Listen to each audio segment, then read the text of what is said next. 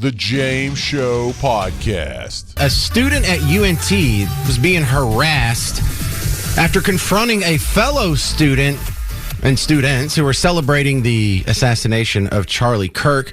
I've been following her story through the Texas Scorecard and Dallas Express and Current Revolt and all the other the new media around town keeping track of it. And you're going to meet her now. Mary Catherine Hallmark.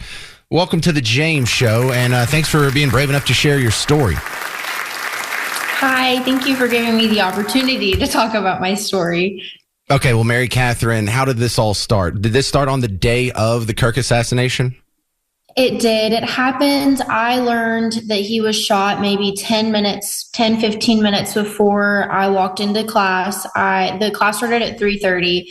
So I got there at like 3:20, just wanted to be there a little bit early so I can sit at the front. And I'm sitting there talking to a friend next to me. Hang on a second. Hang on. We already hate you for being so good. You get to class early and you want to sit in the front. Are you just a perfect student or what? I try to be. I try to be a good student. You're like Garrett over there. Just so good, it's questionable. Anyway, go ahead, Mary Catherine.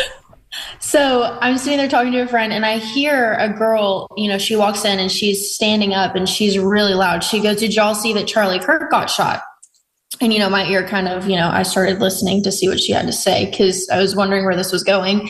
And one student was like, "Yeah, I know. I saw that." And another student was like, "No, who is Charlie Kirk?" So she, turned around and she just starts going off. She's like, "He's a racist. He's a bigot. He is against, trans. He says F abortions." I mean, she's just going off. And she's like, I hope that he does die and that his kids get to grow up without a father. And I hope his wife, has to live with this. And I wish that they would go for Donald Trump next. And so that's when I'm like, oh my gosh. So it gets worse. She says, "Do y'all want to see the video of him getting assassinated?" And that's when she pulls out her phone and pulls up the video of him getting shot. Wow, is this the least charming girl in Texas?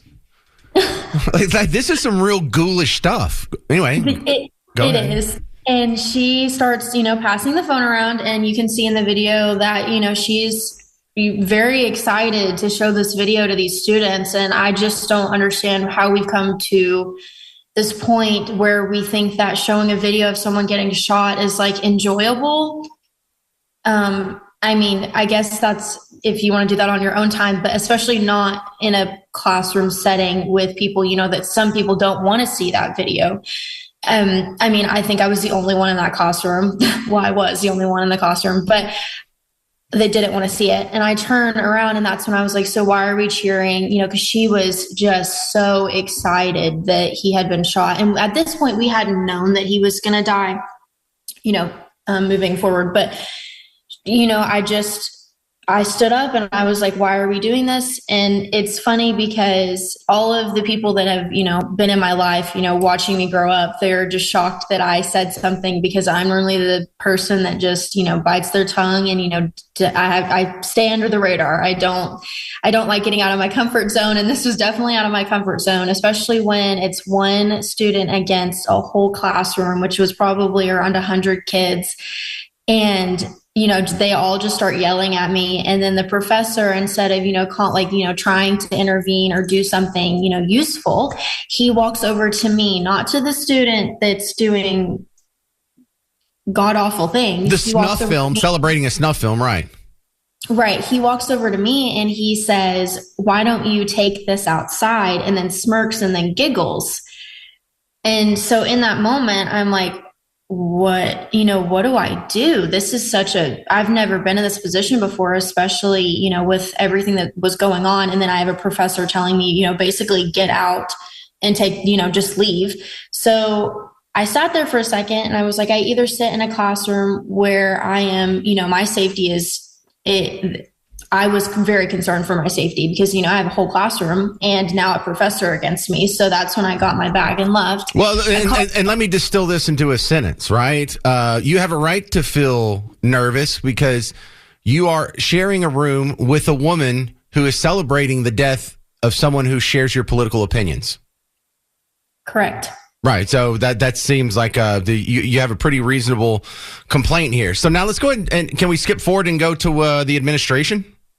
Absolutely. So I called my mom and I was like, I don't know what to do. All I know is I'm heading straight to the dean of students because I'm very upset, that I had to leave the classroom, and that class, he takes attendance for a grade. So I was going to get, points deducted, and I wasn't okay with that. So I went to the dean of students, and basically they were like, the associate, the dean of students was actually out of office. I think she was on vacation. The assistant came up to me and she was just like, there's really nothing that we can do for you. I can get the chair of psych's number and email, and you can email him about this.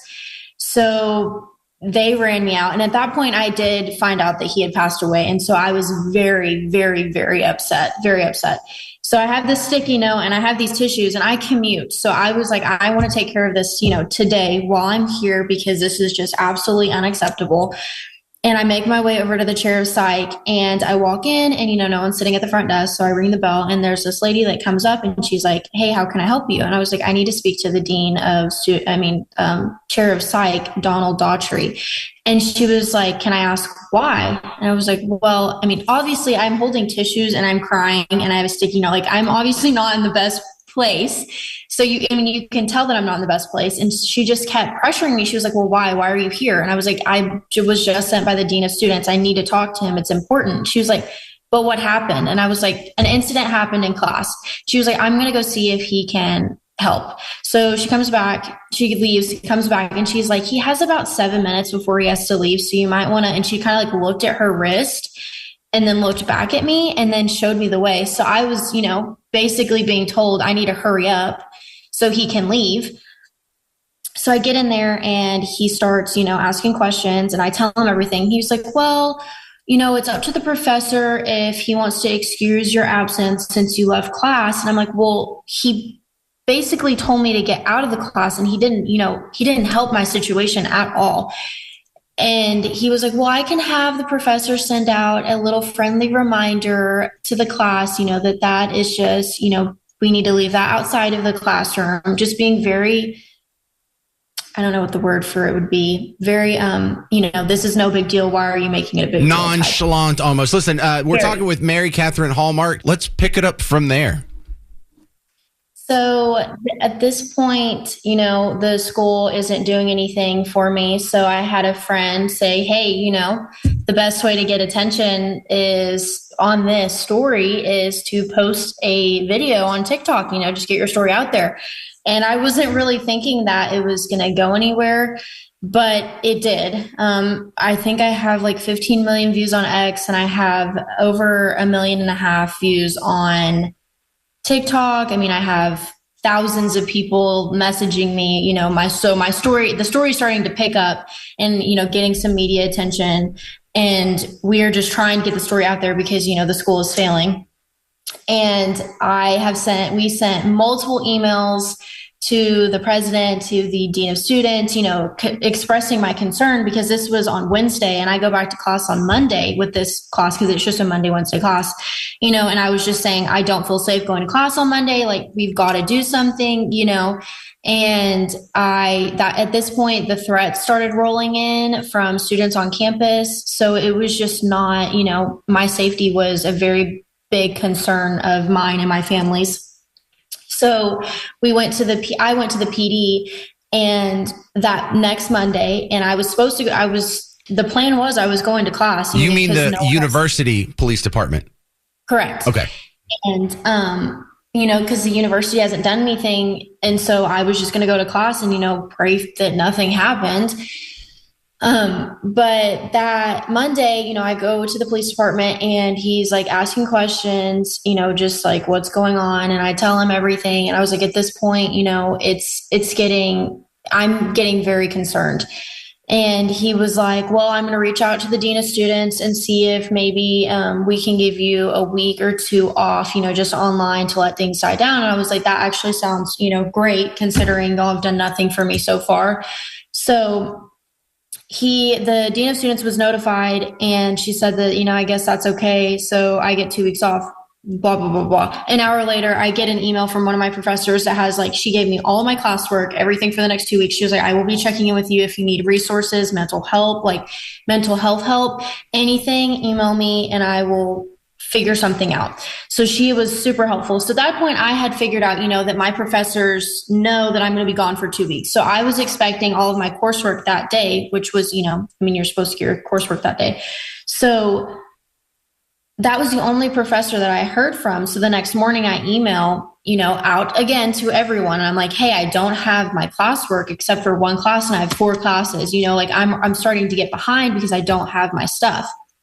And so they were like, okay, we'll reach out again, nothing, still nothing. So I don't have my classwork. I didn't get my classwork until Wednesday and they were notified on Monday. And so evidently the professors were emailing the dean of students back. So they had to call the chairs of the departments to get the professors to send the schoolwork. And that's when I started receiving zeros from the professor in question from the quantitative methods class that everything happened in. So all of this is, everything is falling apart. That Tuesday, going back to the Tuesday, it wasn't even an interview. It was an interrogation with this sergeant, and it was over 2 hours, and it was one of the worst experiences I've ever had in my life. I don't cry. I hate when I cry. I hate when other people cry. I don't like it. It's just, I don't like it.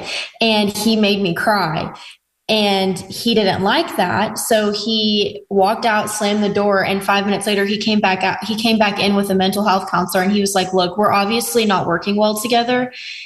And so she's going to be here to, to help. So that was kind of a slap in the face, considering he was treating me like subdirt and that I was just crazy. And none of these threats that I have were direct threats, even though they were. And basically trying to get me to say stuff to where he could word it correctly to protect the university, not me. So he, because they're UNT police. So all he was thinking about was protecting the school, not, trying to help me. It was a CYA interview. Correct. And it was an eye-opening moment for me, because the day before that Monday, he was like, you should have just gone to the police department first.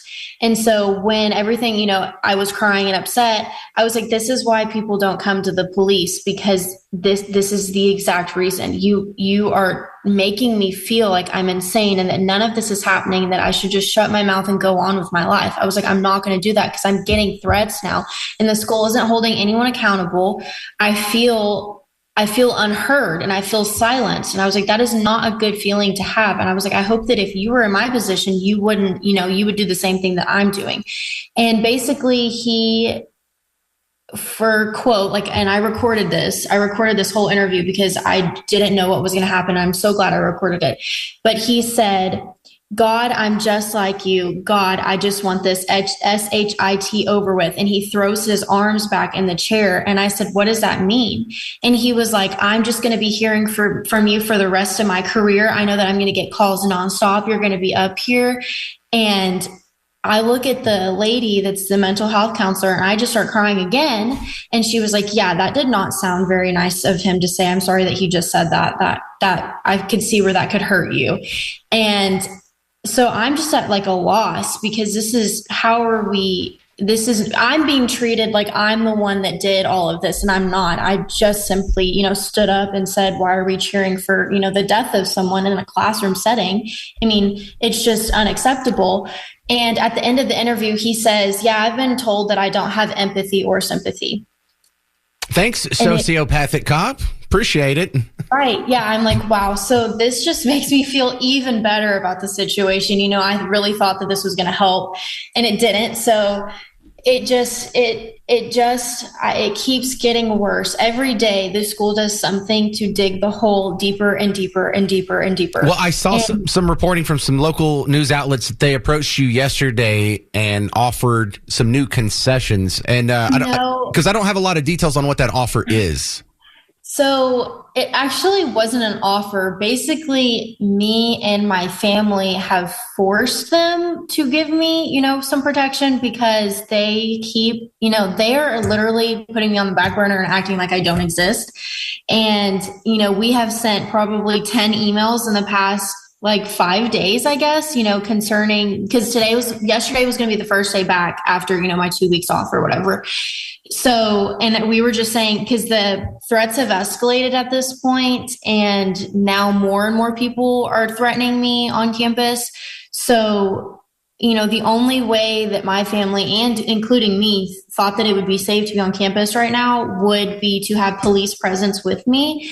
And so we sent out at least, over 5 emails from last week to now saying, I'm not, we need to meet with someone about a safety plan, just really pressing, because no one has reached out to us about anything, to ask about anything, to check with me, like nothing. So this was more of, we came up with this, and, they kind of had to agree, because at this point, if something did happen to me, they would be even more. They've already dug their hole past China, but I think that it would have just gone to another planet at this point. But Mary Catherine, did you go to school yesterday? I did. How'd it go? I definitely have had some laughs at people will scowl at me, stare at me, laugh,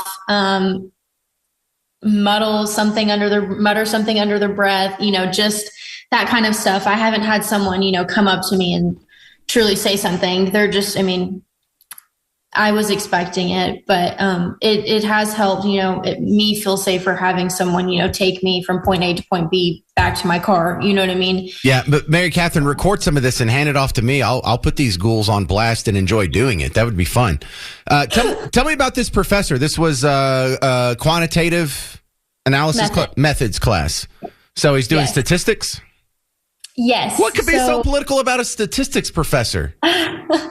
It's actually quite funny, because the first day I found the text to my parents. The first day of class, first, day of the semester in August, I was in his class, and the first day we're in the lab, and he starts talking about how there's 3 genders. There's male, female, and non-binary. No, wait. Non-binary. So what are the 2 in the binary? I don't know. Would that be male and female? Yeah.